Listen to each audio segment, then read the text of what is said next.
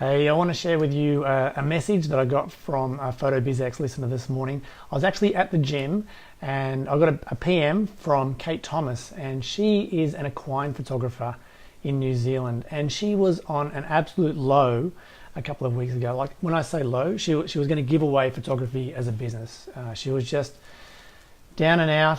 Her prices were too low. Clients that she was booking just weren't valuing her work, and she was at her wit's end. She was ready to go back to full-time work and treat photography as a hobby. So my advice to her at the time was, look, if you need to do that, go and do that. Go and regroup, and don't be in such a rush to grow your business so quickly.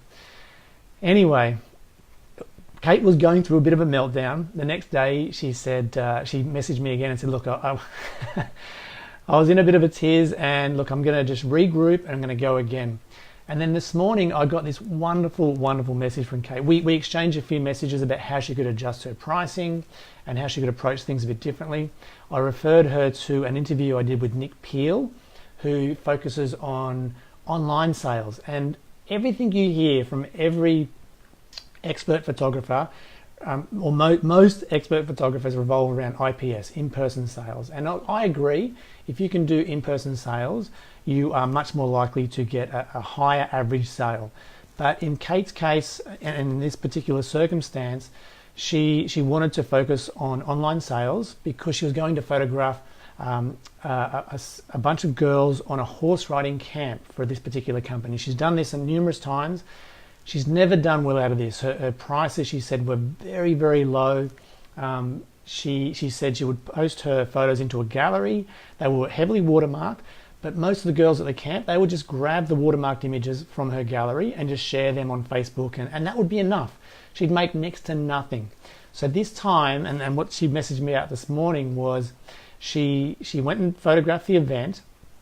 She raised all her prices. She followed what Nick Peel talked about in his interview. Now, if you are a premium member, you can access that members only interview for Nick. If you're a free podcast listener, head over to photobizx.com/Nick, and you can read all about his strategy and how he came to build the strategy, and you'll know exactly what Cate's talking about. But she photographed the event. She uploaded the files. They were watermarked. And like I said, the prices were much higher than what she had in the past.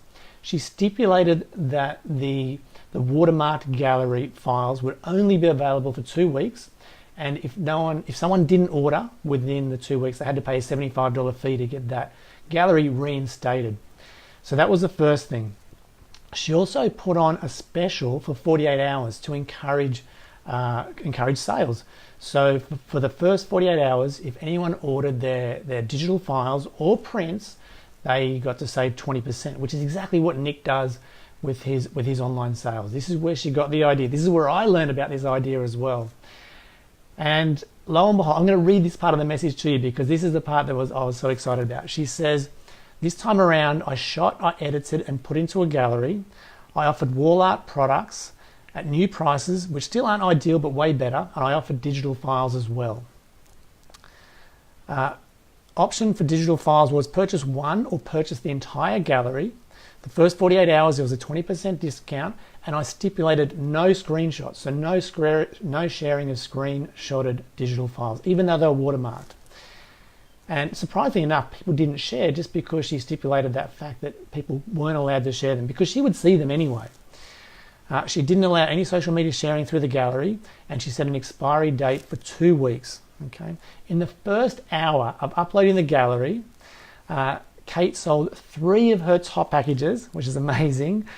2 more are coming in today, and she's made close to $750 in wall art on top of the digital file sales, which is just amazing. So we're going backwards and forth. I'm congratulating her. She's excited, and between those messages, she comes back with another message, and she says she's just been asked by one of her existing clients to organize some very large canvas prints. This is in addition to their other order.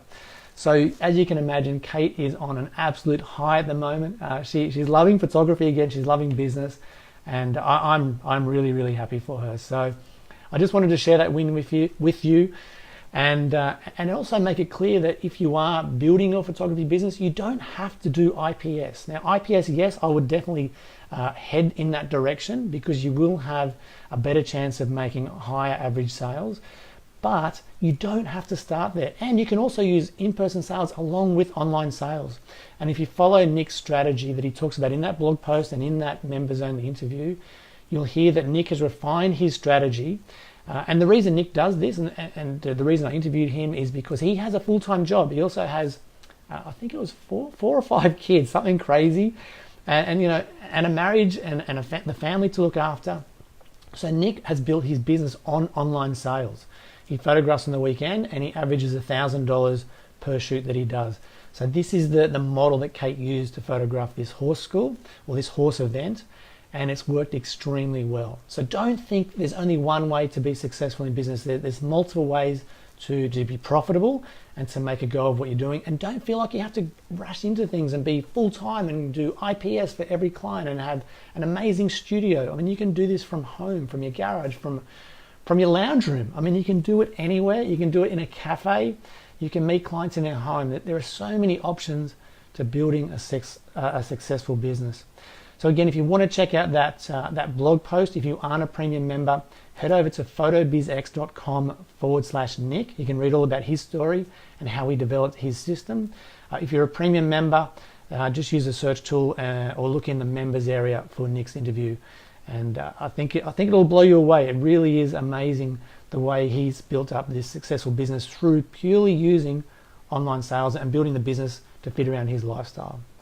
Alrighty, that's it from me. It's Andrew Helmich from PhotoBizX. Hope this has been helpful, and I hope it's been inspiring for you as well. And Cate, if you're watching, massive congratulations from me and other members of PhotoBizX. You're doing awesome. All right, see ya. Bye, guys.